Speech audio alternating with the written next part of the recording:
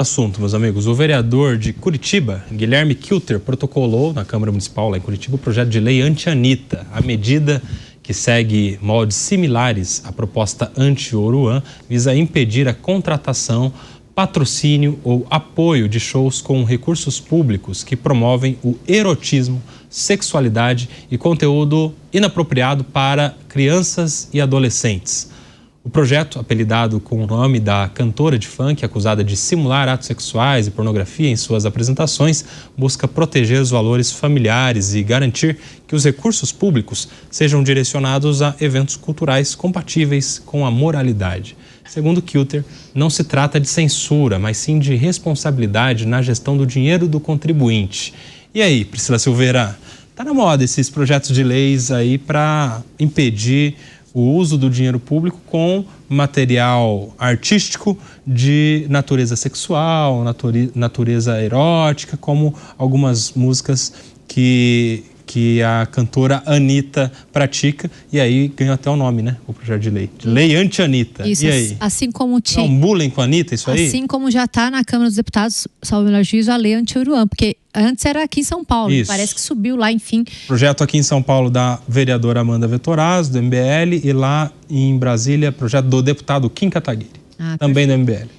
Koba, aqui só vou apontar que a gente já tem no Código Penal punição por apologia ao crime, né, instigação ao crime, enfim. A gente já tem lá no Código Penal, enfim, a possibilidade de punir essas condutas. E outra coisa, eu não sei, eu acho que é um inchaço na legislação, mas, né, eu não estou dizendo que a gente tem que aceitar isso ou aquilo, não é nada disso, mas eu acho que a gente traz uma questão de populismo, né? O populismo vende, então, para aquelas pessoas que são contrárias a Anitta dançar e se expressar, vai, né, mexer no coração dessas pessoas e falar, não, olha, o meu vereador é muito bom, ele fez um projeto que vai brecar. Agora, o Estado, ele já não é obrigado a contratar essas pessoas, se a gente for levar a questão de moralidade, né? A gente não pode negar que existem pessoas que gostam dessa música, do funk, no Rio de Janeiro, principalmente. Você gosta, Priscila? Não gosto, assim, eu não ouço. Que música que você ouve? Eu outro dia falei isso, eu só ouço música mais cristã, mas eu gosto, assim, de dançar axé, essas coisas assim, eu acho bonitinho. A Cláudia Leite do Depois da bomba, né? eu não ouço, né? Eu até no 1º de janeiro, no 31 de janeiro, eu fui no show da virada lá no Rio de Janeiro, fiquei lá no camarote. É isso. Sair do show da Anitta não é uma coisa que eu gosto do jeito que ela faz, enfim, mas é uma mulher, ela na verdade, recebe prêmios, é uma brasileira. Tem quem gosta, as pessoas choravam. Eu tava ao lado lá, eu tava no camarote, as pessoas choravam, Koba, porque é a cultura do Rio de Janeiro, é questão cultural, ela tem liberdade de expressão. Agora, vai também do município entender que aquilo não é para criança. Por exemplo, lá tinha crianças de 10, 12 anos, 8 anos, né? Ela estava lá, enfim, eu não estou falando pontualmente dela, mas ela estava sexualizando de alguma maneira. Nas grades, tinha uma questão erótica. Então eu acho que quem também está errado é quem contrata, já que ele tem esse livre-arbítrio de não contratação. Agora, tem liberdade de expressão. Com relação a criminalizar, eu acho que é mais do mesmo, porque a gente já tem, e a gente vê isso assim, inchaço legislativo. Agora, outro dia alguém falou, não quer ver estrela, não olhe pro céu, né? Não acho que é bem assim, porque eu não acho que é bem assim, porque às vezes você vai e leva a criança, que nem acontece. A gente também tem responsabilização no Código Penal, nos crimes contra a dignidade sexual, de você ter erotismo, né, como venda. Então, por exemplo, você não pode entrar hoje não vende mais vídeo, né, cassete, a gente não aluga, mas não era permitido do menor ir lá. Por quê? Porque o Código Penal, visando essa não erotização, veda que as crianças tenham acesso a esse conteúdo. Então eu acho que, na verdade, quem teria que ter uma punição administrativa e não um criminal, seria quem contrata. Se é que, dentro da moralidade, isso vai afetar a cidade, enfim. Agora, colocar mais um crime, trazer mais uma legislação, mais uma coisa, eu acho que é mais populismo penal, Koba. Você sabe que quando você se sentir mal, estiver para baixo, estiver deprê, se lembre que tem alguém que estava chorando pela Anitta. Tava, várias ao meu lado. Veja só. Chorando de chorar mesmo, assim. E aí, Jason? Bom, eu vou colocar o seguinte. Primeiro, eu sou muito contra as questões de excessiva moralização das coisas. Eu acho que a lei anti-Oruan, ela tem um sentido positivo, porque é dinheiro público. Dinheiro público sendo utilizado para alguma coisa, que no fim você acaba indo para uma penalidade, aí é ruim. Apologia ao crime. você está financiando músicos que fazem apologia ao crime, tudo bem, simplesmente é a escolha do município, do estado, não mais financiar aquilo. Ah, pode se questionar se é cultura, não sei o quê, mas continua sendo apologia ao crime. Tá? Você pode gostar ou não gostar da música? Tudo bem, acho que é outra questão. Agora você já começar a partir pra Anitta, pra querer, não, mas é erotização. Caramba, gente, tem classificação etária para esses eventos. Se o pai e a mãe levam a criança lá, acho que o problema é mais o pai e a mãe do que o próprio evento. Aí daqui a pouco vão querer reger que comida você come, que... não, certas comidas... Você acha que é muita interferência? É muita interferência do Estado, pelo amor de Deus, para com isso. Eu acho que a questão da lei anti-Oruan, ela faz sentido de que o Estado não seja promotor de alguma coisa da qual ele legisla contra. Sim. Ok, você está falando alguma coisa porque você está falando algo muito específico. Quer dizer, ficar cantando aqui música para apologia ao tráfico de drogas, assassinato de policial, coisa parecida. Caramba, o Estado está promovendo o anti-Estado, né? Sim. É um troço que é controverso. Mas aí você começar a querer, não, mas porque isso erotiza, porque não sei o quê. Gente, para isso tem classificação etária. Não precisa o Estado ficar interferindo. Em alguns lugares a Bíblia ia ser proibida também. Tem alguns livros, né, cantares. Se vocês começarem a pensar o que a gente tem algumas questões mais sensuais. Exato. Fala lá. Não, eu acho engraçado nessa proposta que, no fundo, acho que ninguém nem questionou esse cantor Oruan, ou então Anitta, se eles teriam algum interesse em vir fazer um show numa prefeitura dessas para ganhar 40, 50 mil reais, 100 mil reais, coisa que eles ganham com cliques ali milhões. Eles não estão nem um pouco preocupados com o financiamento público dos seus espetáculos. E outra coisa que para mim eu fico pensando é como é que seria a operacionalização disso. Então eu vou selecionar um artista, aí eu vou pegar a música dele, vou estabelecer um comitê para fazer uma avaliação do conteúdo, para saber então se determinada música faz apologia a determinada coisa. Será que vai ser assim? Ou vai ser na base da opinião? Eu não gosto do Oruan, não gosto da Anitta, não gosto do Roberto Carlos, eu não gosto de não sei o que, então não contrato. Mas então, existe uma curadoria quando, por exemplo, aqui em São Paulo tem aqui em São Paulo, quando tem a virada cultural, existe uma curadoria. E normalmente, quando uma prefeitura contrata, existe sim uma curadoria. Então, mas a curadoria, ela vai analisar o conteúdo. O detalhe da obra, esse aqui é o negócio. Sim, de certa maneira, sim. Não é uma coisa tão aleatória assim. Só pega o artista. Basta ser cantor. Basta ser cantor.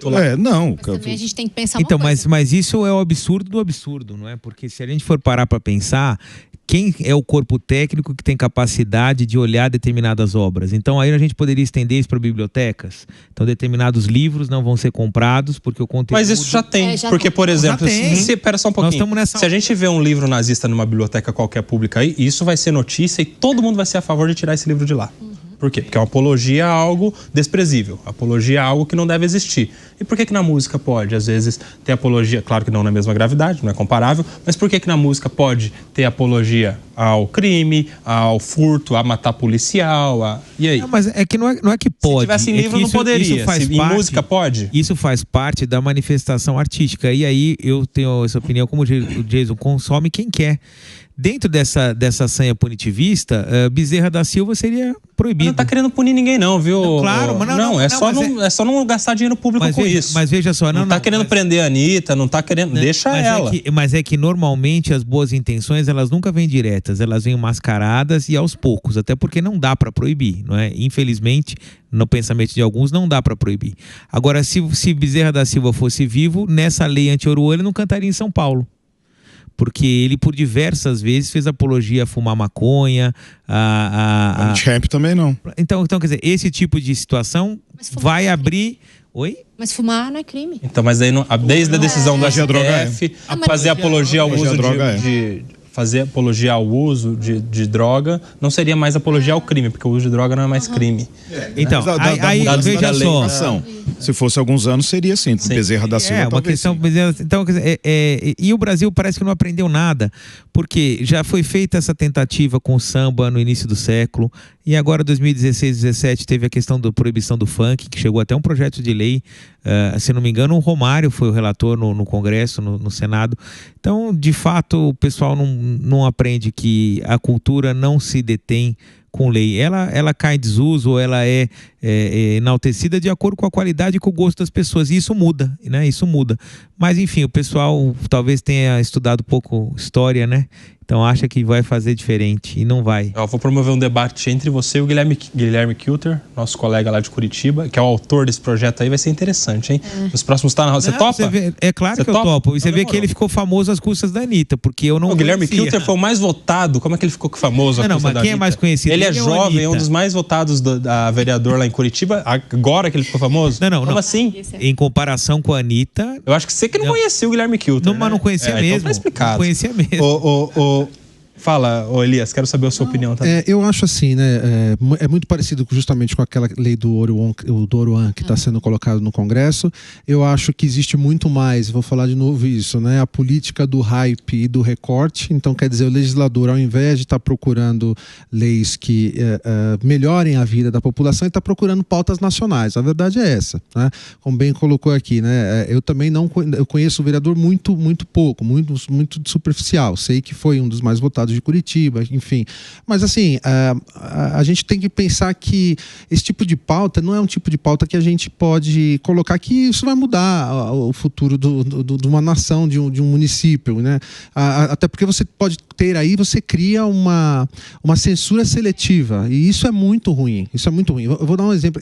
Eu fui criado nos anos 90, então eu ouvi Planet Hemp, eu ouvi Racionais MC, eu gostava, óbvio, eu via isso escondido da minha mãe, mas eu gostava, e aquilo também não teve uma interferência ruim na minha vida, né? Evidentemente que eu achava interessante o que ele estava falando, tentava entender o que era aquilo, né? E por mais que fosse pregado ali talvez algo que eu não concorde, mas eu como um jovem ali, eu gostava daquilo lá. E se a gente for parar para pensar, 2010 também teve a lei anti-rolezinho, porque a molecada ia para dentro dos shoppings e etc. Cara, e era um movimento político interessante, essa molecada tinha que ser ouvida, não ser censurada. Tudo bem, você tem que dar condições, tem ali outras questões que se colocam.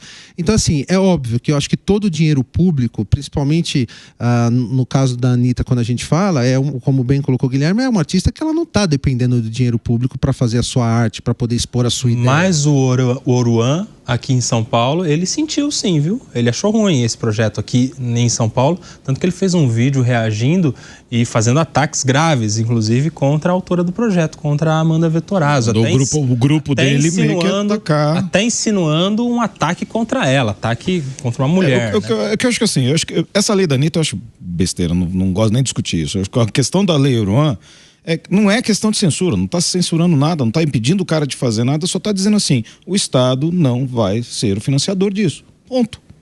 Só. Sim. É uma escolha. Falou, beleza, se não te afeta, maravilha. Você não vai participar de uma virada cultural, sabe, promovendo o crime. Ok. Não está dizendo, vamos censurar. E a questão, eu acho que também a questão desses controles, como eu já falei, é lei demais, é controle demais, a gente está precisando... Por outro lado... penal mais enxuto, coisas mais enxutas na lei, porque pelo amor de Deus, né? Por outro lado, a gente sabe que o orçamento é uma exclusividade de gestão do prefeito, do Poder Executivo, no caso, mas que depende da aprovação pelo Poder Legislativo. Então não estaria também a Câmara Municipal, com a sua função de cuidar do orçamento público, também dentro da sua competência? E aí, não é também um poder do vereador falar, já que eu que cuido do orçamento, aqui eu que voto o orçamento, quero deixar claro aqui que para a finalidade cultural que já prevê o orçamento, tem essa exceção aqui, porque no meu ponto de vista isso na cultura, isso é apologia ao crime. E aí? Então não está dentro do poder dele também? Não, e aí? Legítimo, tristemente o que está se colocando aqui são as prioridades. Uma cidade que tem, no último censo, mais de 80 mil moradores de rua, cujo um bairro está há 7 dias aí embaixo d'água, com N problemas de furto de cabos, iluminação, podas de árvore, enfim, São Paulo é um manancial de problemas sem fim. De verdade, eu acho que a preocupação se o Oruan vai vir cantar aqui na virada cultural em maio, que é no segundo final de semana, domingo de maio, ou não, e se isso vai ser financiado com dinheiro público, a hipótese, eu dedicaria o meu tempo para tratar dos problemas reais, se eu fosse vereador. Mas não tenho dúvida que é legítimo, como você bem falou, eventualmente discutir e colocar essas pautas nacionais dentro de um município. E a prova que isso dá certo, que você veja, nós estamos comentando aqui de um vereador de Curitiba, uma vereadora de São Paulo, num programa nacional, e o Brasil inteiro descobriram quem essas pessoas são. Então, eles não devem estar tão errados. Como estratégia política, sem dúvida, já ganharam. Você está querendo pegar no pé da popularidade desses vereadores, hein? Mas não é verdade? São vereadores populares esses aí. Bem, populares de existe 50 um termo mil no votos. Brasil que é mal utilizado. Existe um termo no Brasil chamado factoide. Sim. Factoide não é um fato falso. Factoide é um fato político que serve para chamar mais atenção do político do que normalmente chamaria qualquer outro. É óbvio que todo político, até o mesmo político popular, ele vai utilizar o expediente de um factoide. Nós temos aí... uma estratégia. No Rio de Janeiro, vários políticos no Rio de Janeiro eram especialistas nisso. Alguns que foram presos, inclusive, eram especialistas nisso. Lá no passado, alguns políticos que eram muito famosos, muito especialistas nisso. Aqui em São Paulo, nós tínhamos um prefeito que foi governador, que foi deputado, que era muito famoso em cima disso. Ou seja, eles estão, entre aspas, não que eu concorde, mas estão no papel deles, de chamar a atenção, especialmente no mundo conectado, cheio de internet, que cliques e viralizações são que funcionam. Foi mais ou menos aquele negócio, se a gente for puxar um factoide, aquele negócio do Pix do Nicolas. Aquilo trouxe uma atenção para ele e, assim, eu digo factoide, que não é que há factualmente algumas coisas corretas, algumas coisas incorretas, você pode discutir o que tem dentro daquele vídeo, mas aquilo chamou a atenção demais. É um novo jeito de fazer política, né? Exato, e o governo não conseguiu reproduzir aquilo. Uma estratégia política essa das mídias sociais, do corte. Que a gente tem que levar em consideração, Koba, que isso dá voto, isso está mais do que provado. Se a gente for olhar a configuração das câmaras municipais, das assembleias legislativas nos últimos anos, aí poucos anos, né? Talvez as duas últimas eleições, a gente falando aí no máximo de 8 anos, são teses que trazem votos, que está dando certo e que está mudando a cara do parlamento, inclusive. Hoje, basicamente, as capitais todas têm os vereadores influencers, né, deputados influencers, ou seja, isso está dando voto, é uma nova maneira de se fazer política e é o que eu falei, a política do recorte. Um vereador que está num programa nacional, a gente discute, vereador de Curitiba, num programa nacional super respeitado como esse aqui, é porque chama atenção e está trazendo retorno. Estamos falando de um parlamentar específico de Curitiba, que muito provavelmente, talvez, o ano que vem, será candidato a deputado federal ou deputado estadual. Então, quer dizer, ele joga para a sua galera, né? É interessante isso. E aliás, né, vamos deixar claro que é uma forma de se fazer política que o governo, por exemplo, não consegue fazer. Né? Tá ficando para trás, perde, justamente se a gente parar para pensar mesmo no caso do Pix que o Jason colocou aqui, vamos lembrar que o Lula e o Nicolas, eles tinham, né, pelo menos até naquela ocasião que eu lembro que eu fiz essa comparação, os dois tinham a mesma quantidade de seguidores, só que um é deputado federal, outro é presidente da República. E um tá na vida pública quantos anos? 40 anos? Todos os anos. Mais do que a idade do Nicolas. Muito mais. Tem uma situação que eu acho engraçada, que primeiro, essa discussão não foi fruto de nenhum tipo de risco iminente, né? Não havia uma contratação, olha, eles têm aqui um projeto para contratar o Oruan, então peraí, vamos discutir, vamos barrar. Isso sai do nada, de acordo justamente como você bem colocou, pela questão da audiência na internet, e aí se cria um fato que não é fato, porque, volto a dizer, não se sabe nem se esse rapaz gostaria de cantar em São Paulo. E nem se ele foi cogitado pela Secretaria de Cultura em se apresentar aqui. Deixa claro, a lei não é para proibir o Oruan. Não. Assim, a lei é apelidada, claro. Porque ele é um exemplo do que a lei quer proibir. Não é apelidada, é nominada, né? Porque a própria autora diz que o nome da lei é esse. Então, mas não é apelido, né? No conteúdo da lei... Até porque a lei não tem nome, né? A lei tem número. Claro. No conteúdo da lei, nos artigos da proposta, nem pode citar o nome do cara e nem tem o nome dele. É para impedir músicas que façam apologia ao crime, etc, etc. E não por acaso... Não é para ele, é para qualquer tipo de pessoa que cante músicas como, por exemplo, a dele. Mas pegaram o nome dele porque ele é o cantor mais executado no Brasil em 2025 no Spotify. Tem mais de 10 milhões de ouvintes mês, como série histórica desde 24. Então não pegaram a lei do Chiquinho da Silva, que pode fazer apologia muito pior e com coisas menos. Porque ninguém conhece. O Guilherme Mendes sabe tudo do Oruan, mas não sabe dos políticos. Não, mas é claro. Os vereadores. Mas tá muito. Eu fui pesquisar do Oruan porque eu conhecia muito pouco sobre ele. Eu fui pesquisar e vi realmente que ele tem números que são muito expressivos, né? Agora, eu ia comentar só que ele estava comentando sobre a questão da audiência. Eu tive outro dia na Câmara Municipal. E aí um amigo falou, espera um pouquinho aí que tá acabando a sessão e a gente já conversa. E durante a sessão, aquilo é uma coisa de louco. As pessoas filmando e gravando, e um filmando o outro, e bota boné e tira boné, e aí de todo o espectro político, para não falar que nós estamos falando de um outro. Os vereadores fazendo discursos, o presidente falando, e aquilo ali era um estúdio de gravação. Um assinte, um desrespeito. E eu fico pensando como é que essas pessoas vão legislar e vão querer dar exemplo, a título de exemplo, para um menino que leva o celular para a escola. Eles estão ganhando 30, 40 mil reais ali, estão ali preocupados, ou deveriam estar, com os problemas da cidade, estão fazendo vídeo, like, corte, transmissão ao vivo. Quer dizer, virou um lugar de lacração. Não se presta nem atenção. Você está tão moralista quanto os projetos de lei moralistas. Não é questão de moralista, é questão de saber o que tem que fazer no lugar adequado. Eu não posso pegar o meu celular aqui no meio do programa e começar a fazer uma transmissão em paralelo. E detalhe, eu sou um agente público, né? Ali um vereador, ele está ali trabalhando pelo povo. Ele não tem que pensar na rede social dele nem nada. E outra coisa, o desrespeito. Você tem ali um vereador fazendo um discurso, você tem o presidente lendo um projeto de lei. Como é que você finge que não está acontecendo nada e fica gravando vídeo? Com que moral esse povo vai virar para um menino numa escola? Que moral, Jason? E virar e falar, olha, você não pode entrar com seu celular, você tem que desligar e largar na mala. Pega essa lição de moral aí, ô Jason, e aí? Eu acho que acho que a função do projeto do celular na escola, vamos combinar. O celular estava distraindo a molecada. Não acho que não é uma questão nem mais de moralidade. Não levar para a escola eu acho um problema. Que hoje em dia os pais rastreiam os filhos, verificam como eles estão e tal. Mas, poxa, eu acho que a piada mais engraçada que a gente viu esses dias na internet era o professor lá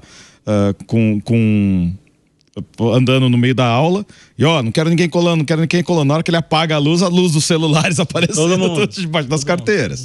Pô, vamos combinar. Puxou a corda de um lado, o pessoal tá puxando a corda do outro lado. Mas eu acho que também a questão do celular, desrespeito, óbvio, o cara tá no meio de um discurso na Câmara, que se bem que vou te dizer uma coisa, se você for mais na Câmara, você vai ver que 5% ali estão dando atenção. Então, o cara tá gravando um vídeo também, hoje em dia já não tá fazendo muita diferença. Mas é o novo modus operandi de fazer política. É via internet. Esses caras, todos os mais votados são os que entraram via internet. Todos os mais votados. E as lideranças que estão surgindo, né, Diego? Vamos dar um exemplo aqui do prefeito de Sorocaba, que está virando uma liderança nacional, saindo de Sorocaba para o Brasil, né? Então, é justamente a nova forma de se fazer política. E quem não fizer isso, talvez fica atrasado. Vai ficar para trás, não vai nem ser eleito. Não precisa ser desses jeitos tão extremados. Mas você tem que ter a rede social, não tão espetacular assim, mas a rede social tem que se tornar o instrumento número 1. Na visão de um político. Ou seja, ele vai ter que ter um marqueteiro político não mais voltado ao marketing político lá Duda Mendonça, que nós tínhamos no passado. Ele vai ter que ter um cara jovem, antenado com a internet, que é o que vai ajudar ele a fazer um viral ou outro. Tem que andar com videomaker, né? A gente lembra daquele prefeito, como é que é o nome da cidade do Espírito Santo? Um cara que foi prefeito uma vez só, e ele filmava tudo, vocês sabem de que eu tô falando, né? Um loiro. Sim. Pesquisa aí, Filipinho. É verdade, é verdade. Colatina, do Espírito Santo. E ele, há alguns anos atrás, inaugurou essa onda dos prefeitos das redes sociais, de uma maneira até muito mais simples. Não era nada bem elaborado, com legendas. Sérgio Meneghelli. E ele ficou super popular na ocasião, justamente porque começou a explorar essas coisas. Depois a gente teve aqui em São Paulo, também quebrando uma tradição daquele prefeito mais distante, o João Dória fez aquele estilo de prefeitura também com vídeos o tempo todo, muitas publicações. Ele simplesmente fez um estilo João Dória de prefeitura. Exato. Nada novo. Trouxe essa coisa da comunicação. O negócio parece que vai evoluindo, tendo outras formas também de comunicação, como agora está sendo o prefeito de Sorocaba, né? Você vê bastante coisa, até o próprio governador Tarcísio. Governador Tarcísio. A prefeita de Bauru faz muito isso também, Suelen Rosen também. Hugo Mota, também, depois de eleito, mudou a rede social dele assim, absurdamente, né? Se a gente parar pra pensar. E parece que também é uma estratégia que está sendo enxergada pelo novo responsável pela comunicação do governo. Sim. Vocês viram aquele story do Lula, aquele vídeo do Lula na horta, sim, e pega na terra para tentar se aproximar das pessoas. Eles ainda estão precisando pegar alguém mais jovem. Por quê? Não, a comunicação... Ainda não tá boa. Tá artificial, você acha? Não, tá. Aquele do Lula na horta, fingindo que tá lá, sabe? Com um chapéuzinho. Cara, assim, a molecada olha... O problema é esse. E é uma mudança muito repentina, né? Até tá... o dia anterior não tinha post nenhum. Era só tweet de assessoria. Aí, de repente, agora eu sou o você cara não tem um processo de transição. Aí chega aquela coisa meio artificial. Não, eu tô olhando a horta, a comida, não sei o quê. Cara, não vai mudar nada o preço da comida. Cara, falar daquele jeito, porque primeiro, vamos lá, vamos deixar uma coisa muito bem clara, só mudando um pouco de assunto indo para o negócio da comida, aproveitando o gancho do Lula. Cara, a inflação é uma coisa que destrói qualquer político. Aí o pessoal fala assim, não, mas eu não falei do café agora há pouco? Comentei que o café estava com problema na Tailândia, problema no Brasil, seca, não sei o quê, o continente, não sei o quê, e isso está gerando alguns problemas. Maravilha, se você tem esse problema, você vai, o culpado é o presidente da República? Não, não é o presidente da República, mas só lembrem de uma coisa muito simples. Quando você teve o problema da carne no final do governo Bolsonaro, também não era a culpa do Bolsonaro. Sim. Mas foi imputada a culpa a isso. Isso é natural na política. A inflação é o principal instrumento político que é utilizado contra qualquer político. Então você dizer assim, vocês estão falando que o problema é o Lula. Ele vai receber sim, ele é a vidraça. E vai acontecer dessa maneira. Mas qual parte da culpa? Porque parte da culpa foi do governo, foi quando você teve o tal do pacote desastrado lá atrás, perto entre final de setembro e começo de outubro, você tem um fluxo natural de saída de dólares do Brasil, que é anual, por conta de lucros e dividendos no exterior e por conta de exportadores. Esse fluxo ele se intensifica até dezembro e depois ele se desfaz até o dia 21, que foi anteontem. Natural acontecer isso. Se o governo pega e fala besteira exatamente no momento, ou faz alguma besteira exatamente no momento do fluxo de saída, as pessoas estão compradas em dólares, a primeira coisa que o cara faz é acelerar a saída dele de dólares, aí o dólar foi a 6,30. O dólar foi a 6,30, aí ele teve um impacto adicional na alimentação. Quer dizer, não adianta fazer vídeo bonitinho se a pessoa for no mercado e o preço estiver alto. Lembra que outro dia a gente até falou, é igual vender um carro que ninguém gosta. Sei lá, eu não vou falar nomes aqui, porque outro dia eu falei... Vou falar do Maré, vai. Não é merchan, não. Outro dia eu falei... Maré Turbo, eu ia falar Maré, mas outro dia eu falei, você fala do Maré, eu não entendo de carro. Que é um meme que eles falam, né? Mas conta que você tem um Maré e gosta. Não, pode falar, Priscila. Não, eu não tenho nada contra, cada um que goste do que quiser, enfim. Eu só quero aqui falar, sabe, uma coisa que eu vejo que me desperta a atenção é que pessoas se conectam com pessoas. Então, quando o presidente ele faz aquela tentativa de colher lá, fica um pouco, na minha concepção, tá? Para coisas que eu gosto de ver, meio engessado, né? Fica parecendo assim, faz um script. Até pode ser que fosse... E aprende com a Priscila que ela é influencer, viu? Coloca na tela aí daqui a pouquinho, Felipe, o Instagram da Priscila Silveira. Você vai ver o número de seguidores lá. E não é comprado, hein? Tudo orgânico. Eu vou, assim, brincadeiras à parte, mas o que eu tenho percebido, eu não sou nada de marketing, eu estudo sobre isso, tô lendo agora um livro muito importante sobre vendas, enfim, eu gosto da marketing. Eu acho que a vida da gente é um marketing, né? Nós somos personagens, enfim. E eu percebo comigo, as pessoas querem saber o esmalte que eu coloco, por que eu tô fazendo academia, as pessoas se interessam por histórias, Koba, né? A nossa vida toda é... O que engaja na rede é coisa pessoal. É isso. Veja, eu vou até pegar aqui o gancho do Jason, talvez se ele dissesse assim, gente... o ovo tá caro, mas olha, tá caro aquilo, mas o governo fez isso, você tá vendo... Não sei, a forma de contar, não conecta, entende? E ele é um bom contador de história, a gente não pode negar isso do presidente, né? A gente não pode falar que ele tem uma persuasão. Claro que nesse Lula 3 eu vejo ele um pouco menos, né, agressivo, menos conectado, mas ele é um contador de história. E aí, Koba, o que eu vejo? As pessoas querem, a partir do que faz o de Sorocaba, a partir do que faz de Colatina, quer fazer igual. A gente faz as coisas copiando outras, mas a gente tem que colocar a nossa marca, né? E aí, a partir do momento que você faz igual o outro, fica uma coisa... Fica artificial, isso, né? Então eu acho assim, eu tô falando isso, eu não sou nada de mas não faz igual, né? Isso. E outra então, coisa, o presidente, ele tende, né, dentro dessa... ele vai chegar... Olha lá, aprende, porque isso aqui é dica da Priscila Silveira, prof. Priscila Silveira, tenho verificado, vai no que tem o selinho azul pra você não cair em fake nenhum. Ela que é advogada criminalista, doutora em Direito pela PUC de São Paulo, professora de Direito Penal e Processo Penal, autora de obras jurídicas, tem até o site dela ali, ó, 53 mil seguidores orgânicos. 300. Nunca patrocinou até nada. O final do programa serão 54 no mínimo, né? O que eu quero dizer, Cova, e isso vale pra tudo na vida.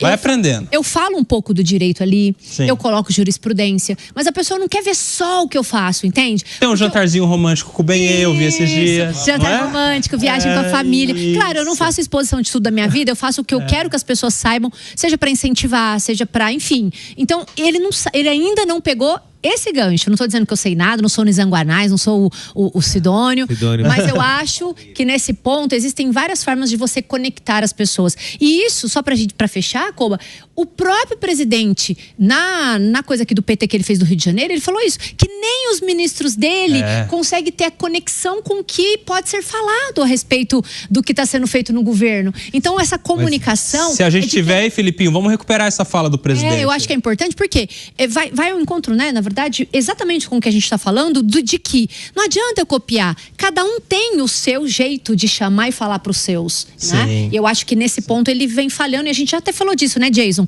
Nós falamos disso no programa que nós fizemos juntos, nós três até. Foi nós três. Não sei se foi o direto ao ponto, acho que foi esse. Que a gente falou exatamente isso, Koba. Essa falta de comunicação. E continua. Não importa se ele colocou lá colhendo, é bonitinho, mas não conecta. Fala, Elias. É só complementando, Pri, que é fundamental saber fazer, como vocês estão bem colocando aqui. Se a gente parar para pensar, essa semana a Janja causou um baita do mal-estar, porque ela foi na Portela, fez um vídeo querendo fazer um vídeo de forma simples e filmou um carro, a Águia da Portela, que aquilo eles guardam por 7 chaves até o dia de entrar na Sapucaí, e ela colocou o vídeo na rede social dela e criou o maior mal-estar, teve que apagar o vídeo, mas aí o estrago já estava feito, já tinha subido para todos os perfis. O print é eterno, né? O print é eterno. Então, quer dizer, precisa saber se comunicar também, né?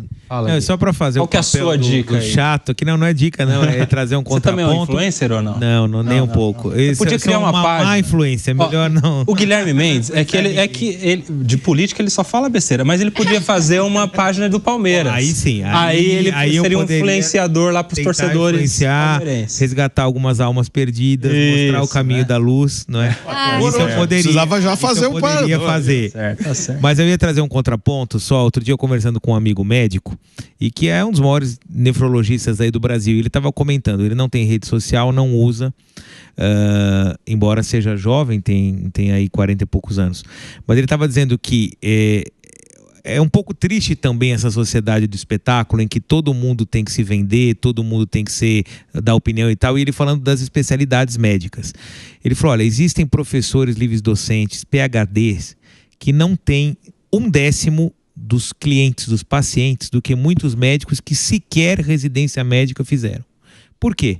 Às vezes são pessoas mais velhas que não têm uma estética bonita, não dialogam de uma forma simpática, não têm rede social, não postam os seus jantares, as suas viagens, isso e aquilo. Ele é apenas um bom médico.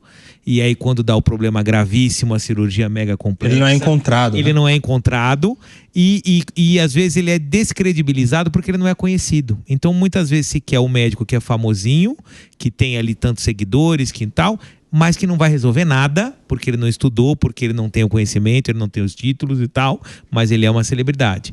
E aquele cara que, no fundo, tem a capacidade técnica de resolver, ele está oculto, porque ele simplesmente, muitas vezes, está fora desse mundo digital. Mas e isso não é só uma questão só da medicina, é que a medicina é muito aguda a situação, né? Você tem um problema... Está em todos os lugares. Está em todos os lugares. Então, assim, os bons profissionais, mas que não têm esse quê da comunicação, ou esse desejo de exposição, muitas vezes estão sendo descredibilizados e ocultados do mercado simplesmente porque eles não se expõem. Eu vou fazer... E isso para a sociedade, eu acho que é algo que tem que ser pensado, porque é muito ruim. Porque nem todo mundo precisa ser espetacular, nem todo mundo precisa ter uma imagem, como é que se fala, atraente para ser um bom profissional, não é? Mas hoje em dia... o que vende, o que atrai, o que chama a atenção é aquele cara que está se expondo, né? Eu vou fazer um mini merchan de uma Instagramer chamada Jéssica Diniz, que eu acho ela ótima. Ela faz várias coisas do meio corporativo, né? E é muita coisa que você se identifica. Eu vou confessar que de vez em quando eu fico com raiva de assistir, porque são coisas que você vê que já aconteceram e fala, meu Deus do céu, eu conheço um ser humano desse. E teve um que eu achei ótimo, que ela usou um filtro, que ela tá com a cara toda inchada, com aquele beiço, não sei o quê. Ela chega na dentista e fala assim, doutora, eu vim fazer um tratamento no dente. Aí o médico, senhor, o que é o tratamento? Você quer colocar... Preenchimento labial? Preenchimento labial? Não, é o dente. Dente, você quer colocar placa no dente, quer deixar ele branquinho? Não, canal, eu preciso fazer canal. Canal eu tenho canal no YouTube, eu tenho canal no Instagram.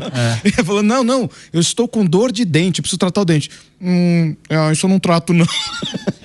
Você sabe que minha esposa é dentista, né, ortodontista, e ela tem essa questão também, de que para ela é muito difícil ver a profissão de saúde sendo totalmente sequestrada pela estética, né? Essa é uma outra crítica também dos profissionais aí da área da saúde.